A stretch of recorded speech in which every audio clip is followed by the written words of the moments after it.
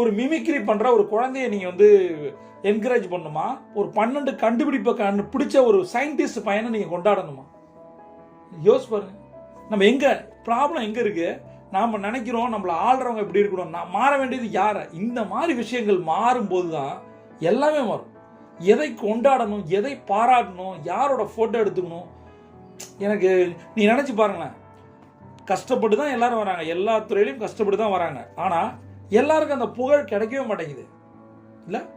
அப்ப அந்த இடத்துல சொல்றேன், வளர்ந்துகிட்டு இருக்க ஒரு பிசினஸ் மேனா இருந்தாலும் சரி, நீங்க அச்சீவ் பண்றதா நினைச்ச பிசினஸ் மேனா இருந்தாலும் சரி, அந்த கெத்து பிசினஸ் என்னைக்கும் வேலைக்காக.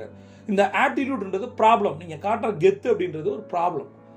முதல்ல எனக்கு குரு சொல்லுவாங்க, என்னோட குரு வந்து லாஸ்ட் இயர் ஏர்ன் பண்ண காசு நான் சொல்றேன் பாருங்க. At age of 70 plus 700 crore பண்ணியிருக்காங்க. 700 கோடி 71 வயசுல அப்படின்னும் போது அவங்க எல்லா ப்ராஜெக்டையும் எடுத்துக்கிறது இல்லை, 3ல் ஒரு ப்ராஜெக்ட் எடுத்துக்கிறது.